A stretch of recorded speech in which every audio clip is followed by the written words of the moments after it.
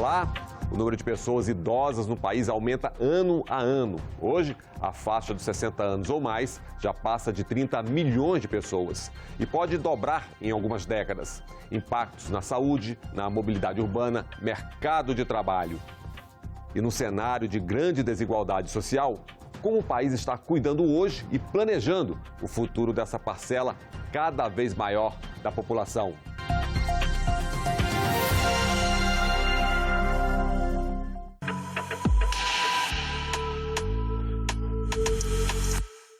Redução das taxas de natalidade e fertilidade e aumento da expectativa de vida. Sim, o Brasil está envelhecendo com impactos consideráveis na realidade social do país. O que está sendo feito? O que precisa ser feito? O debate aconteceu na Comissão de Direitos Humanos do Senado. É um dos temas mais importantes da história da humanidade, né? Já que todos nós estamos envelhecendo, inclusive eu, que sou aqui o mais veterano, digamos. Eu acho que é bastante importante justamente para falar, como o senhor mesmo disse, de um assunto que para nós é extremamente urgente, atual e do futuro. Acho que a gente pode usar esses termos aqui. Quem são, quantos são, onde estão? Vamos conhecer um pouco mais da população idosa brasileira. Segundo o IBGE, a população do país em 2022 era de 203 milhões. Os idosos, pessoas de 60 anos ou mais de idade, correspondem a 15% dessa parcela. Mais de 30 milhões de pessoas, em sua maioria mulheres. Número que dobrará em 2050, de acordo com as estimativas da OMS, Organização Mundial da Saúde. É o segmento que mais cresce e quando a gente pensa de envelhecimento, nós já temos uma população cuja mais da metade dela tem mais de 30 anos. Então, o Brasil não é mais um país de jovens, como a gente idealizou ou teve anos atrás. A gente sabe que nós, mulheres, vivemos 7 anos a mais, em média, a expectativa de vida do que os homens, né? Isso, por um lado, é positivo, por outro lado, mostra justamente por que os homens vivem menos, né? É algo que tem que ser enfrentado. E, como já dissemos, a maioria dos idosos são mulheres. E, como alertam os especialistas, existem muitas velhices, lembrando negros, indígenas, ciganos, quilombolas, garantir direitos e atender às necessidades dos mais vulneráveis. Da mesma forma que a gente fala que existem muitas infâncias no Brasil, existem também muitas velhices, a gente pode usar esse termo, né? Ou muitos grupos dentro dessa categoria que são as pessoas, que são as pessoas idosas. Então, por exemplo, como as mulheres idosas, as mulheres negras e indígenas idosas, as pessoas idosas LGBTQIA+, as pessoas idosas com deficiência, as que vivem em territórios rurais e periferias urbanas. Ou seja, muitas vezes essas pessoas vivem simultaneamente múltiplas e agravadas formas de discriminação e exclusão, e a política tem que dar conta disso. Se a gente for usar outros marcadores, como marcadores étnico-raciais, nós falamos de uma população hoje negra, que em geral é de 56%, e quando vai para 60% ou mais, cai para 48%. Ou seja, tem gente morrendo antes de envelhecer, e tem gente chegando aos 60 anos muito mal. A gente está falando muito pouco do idoso cigano, mas esse idoso que está lá no acampamento, obedecendo todas as especificidades da sua cultura, nós vamos ter que ter esse olhar atencioso para eles daqui para frente, e a pandemia nos trouxe essa necessidade.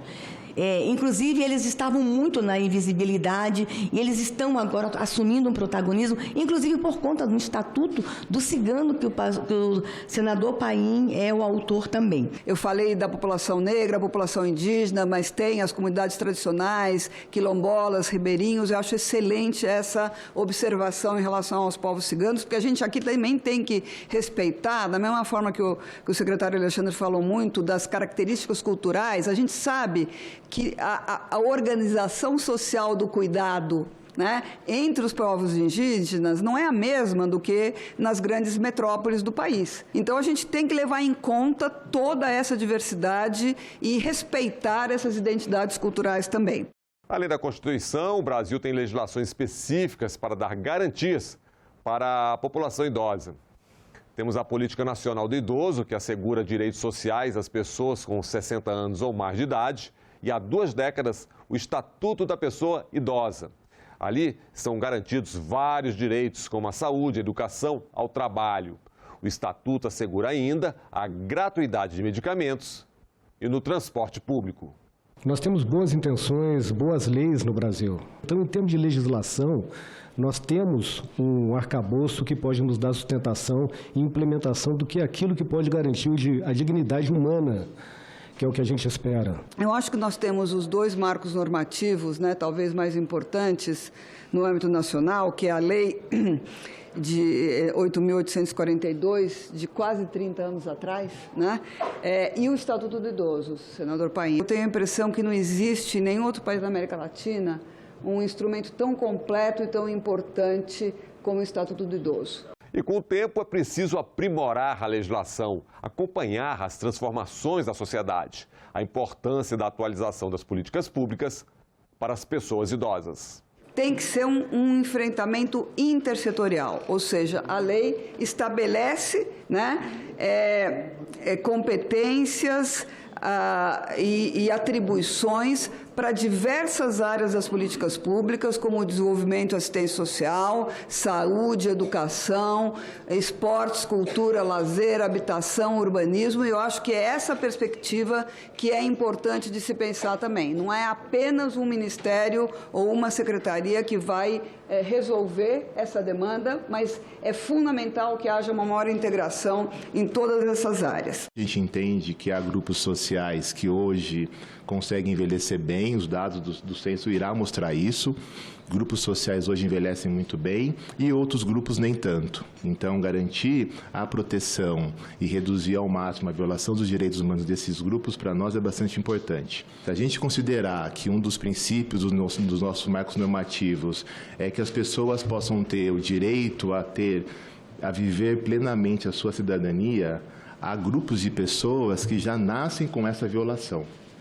Então, nada mais justo que, pelo menos em uma fase da vida, essa pessoa possa viver plenamente a sua cidadania. Nós estamos falando de uma lei que tem quase 30 anos, portanto, a situação, como foi dito, tanto pelo senador Paim como pelo secretário Alexandre, é bastante diferente hoje, em alguns aspectos, em relação a 30 anos atrás, tanto no sentido que se conseguiu avançar na provisão de serviços e de equipamentos, de benefícios, etc., como na realidade demográfica do país. Então, se essa lei era necessária há 30 anos atrás, se o Estatuto do Idoso era necessário, hoje elas são mais necessários do que nunca e a gente tem que estar sempre aprimorando esses instrumentos.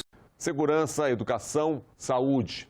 A transição demográfica no país exige novos serviços e pressiona as diversas áreas das políticas públicas. A gente tem que pensar na segurança, nas seguranças, não só a segurança física, mas a segurança previdenciária, garantir que as pessoas possam envelhecer bem. Pensar na formação, pensar na educação, né? E isso passa por campanhas de letramento naquilo que a pessoa idosa precisa. Ela tem vergonha de falar para um médico, para um enfermeiro, um fisioterapeuta, enfim, que ela não entendeu aquela orientação, de que ela não conseguia voltar, de que ela precisava que alguém pudesse escolher o ônibus para ela poder ir ao serviço médico. Então, o letramento, a formação que nós estamos falando, ela vai nesse sentido. Como eu tenho atuado na área jurídica, por exemplo, do direito da pessoa idosa, o que eu vejo? Quando eu tenho que atuar para assegurar o direito de uma pessoa idosa, eu tenho que falar com delegacias, eu tenho que falar com o Ministério Público, eu tenho que falar com defensoria,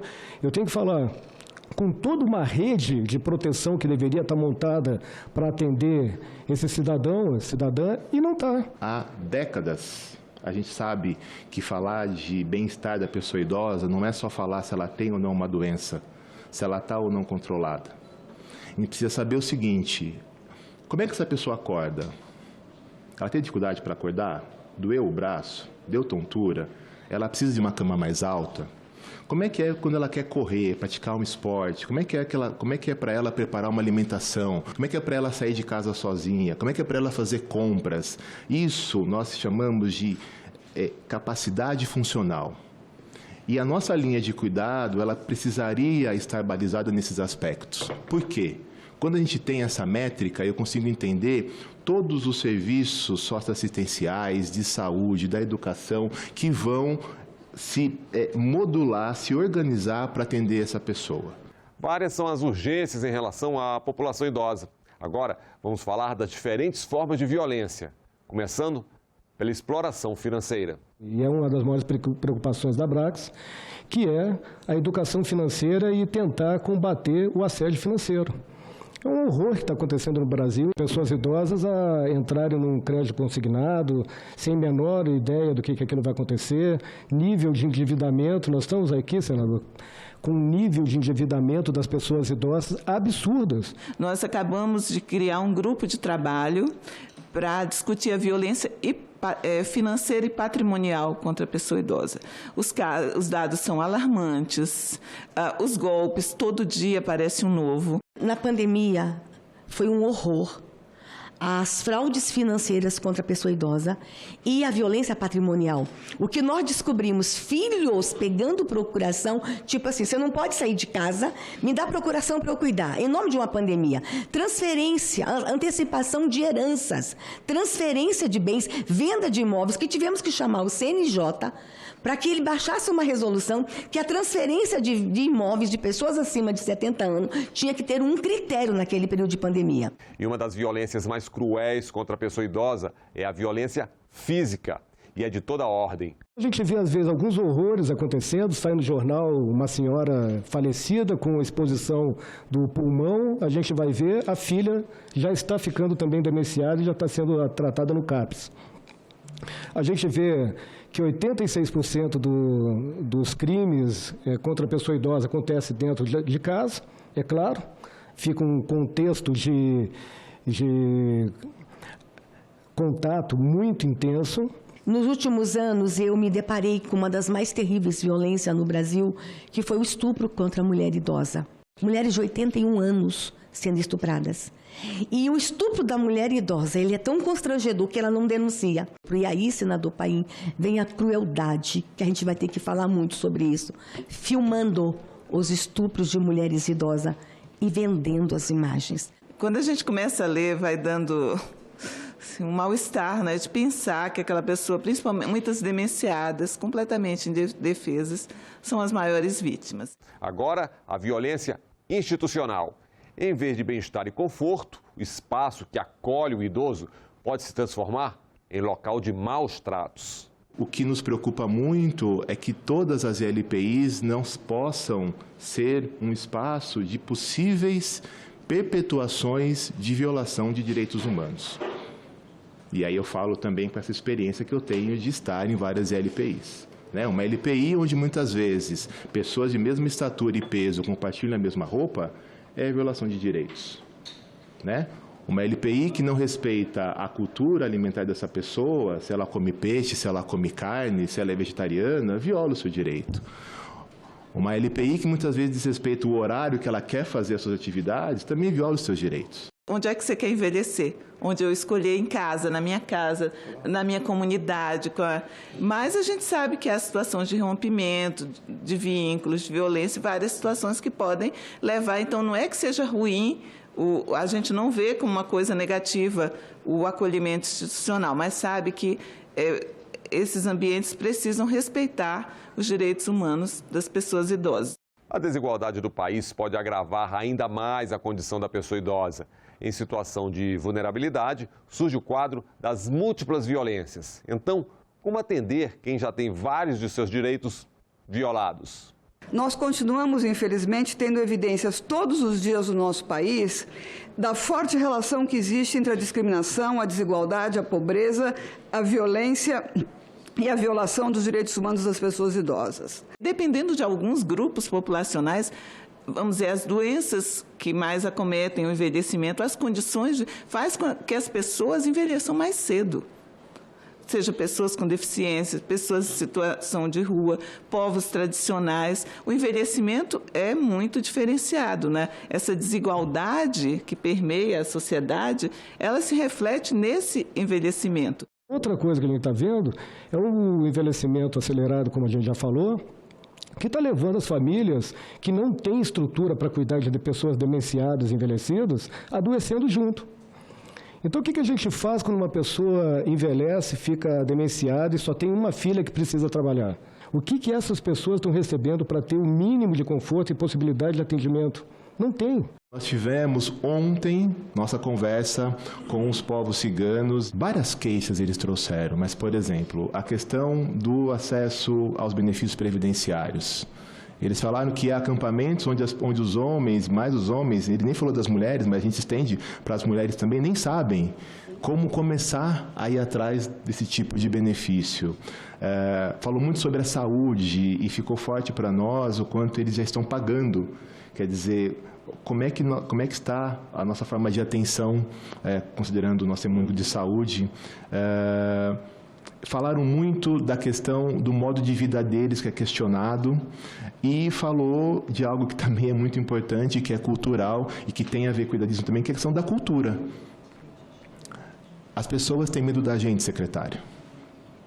As pessoas têm medo da gente. Então, assim, isso para nós é bastante impactante. As trabalhadoras domésticas constituem a maior categoria do trabalho de cuidados nesse país. 25% de todas as trabalhadoras das profissões de cuidado são as trabalhadoras domésticas. E com uma elevação enorme da porcentagem de trabalhadoras domésticas que são chefes de família ou que são responsáveis pela família. Então, aqui tem uma categoria que está envelhecendo e que tem que ser um olhar cuidadoso da política pública.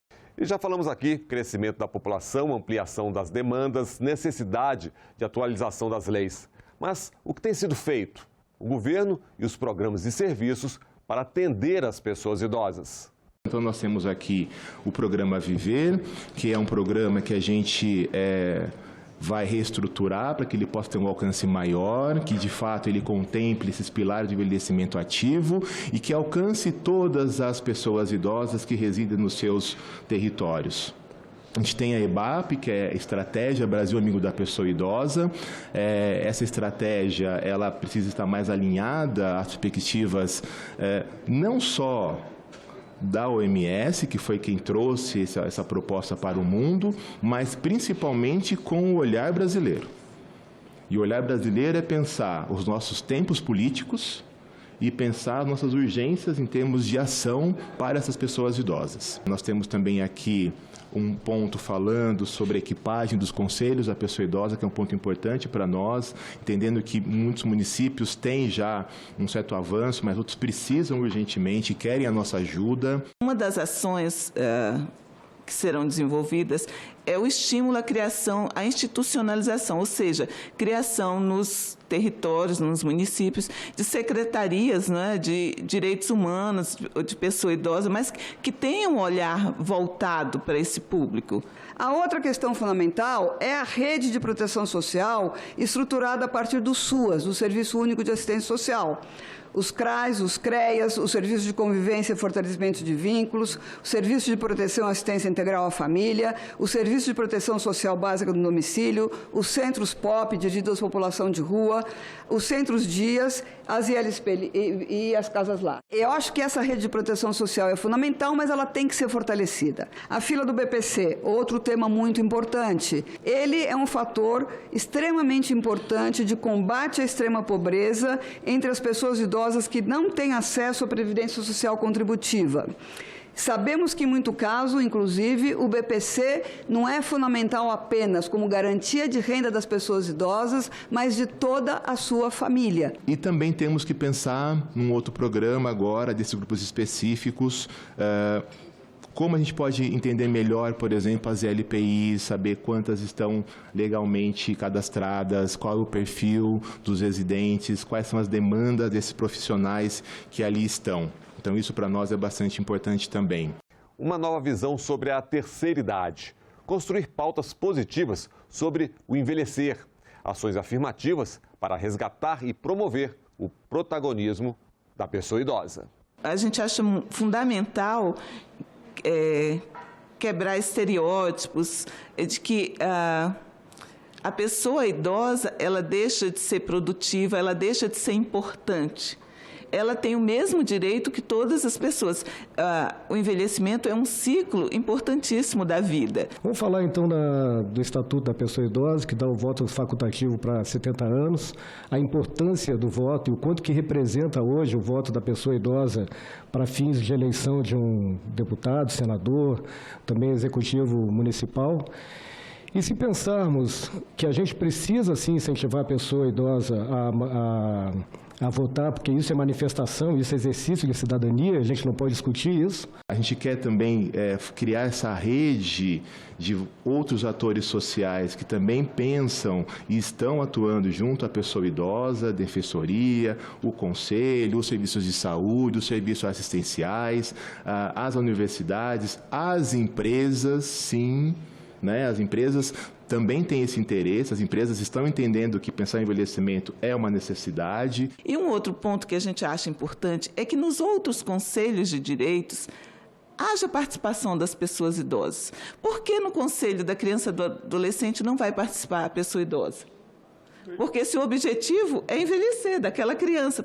Então a gente quer participar, fazer com que a pessoa idosa tenha essa segurança, essa autoconfiança de participar dos vários conselhos. Conselho de Saúde, Conselho de Assistência Social, Conselho da Juventude, porque é importante o olhar de quem já viveu, não é? Quando hoje em dia, isso é uma coisa que está na lei também, fala que as pessoas idosas têm preferência de acesso aos serviços, que pode ser tanto uma fila no banco, uma fila no aeroporto, etc.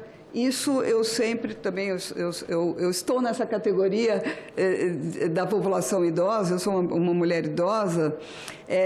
Quando a gente usa esses direitos, são direitos, não são privilégios, e tem uma razão de ser. Então, eu acho que essa consciência é extremamente importante, algo que vem sendo construído no Brasil e que a gente tem que reforçar de maneira muito clara. A presença e a participação cada vez maior da população idosa na vida do país. Um novo Brasil para uma nova realidade. A pessoa idosa é uma pessoa que não pendurou seu CPF, ela continua vivendo e ela vai continuar envelhecendo, vivendo e precisa ter assegurado, senador, a sua manifestação de vontade. Isso está diretamente ligado à dignidade humana. A gente sabe que não é de um dia para o outro, mas que vai ser muito rápido. Então, de organizar o país para ser uma nação de pessoas envelhecidas. E não ver pessoas envelhecidas como uma forma negativa, mas como um ganho civilizatório. O país vai ter que se reinventar para usufruir desse ganho civilizatório que é a longevidade, né? Então, acho que essa é uma discussão que não pode ficar só nos direitos humanos, só nos direitos sociais. Ele tem que perpassar todas as políticas públicas. Como é que a gente vai querer envelhecer? Como as cidades vão se organizar? Como é que a nossa economia vai se organizar para ser um país envelhecido? O que a gente está dizendo que é muito importante que se fortaleça a integração das políticas públicas para transformar essa realidade e avançar na garantia do direito ao cuidado das pessoas idosas, promovendo a corresponsabilidade entre homens e mulheres no interior das famílias, com esse trabalho de cuidado, e a corresponsabilidade entre as famílias, a comunidade, o Estado, o mercado e as empresas, para que a gente possa realmente avançar de maneira sustentável na promoção e na garantia dos direitos integrais das pessoas idosas no nosso país. Eu vou dizer que envelhecer é o futuro, é o sucesso das políticas públicas. Se a gente conseguir garantir que a população envelheça da forma como ela queira, é porque as políticas conseguiram dar conta disso. É isso. Envelhecer com dignidade, cuidar das pessoas idosas hoje, já pensando nas pessoas idosas de amanhã.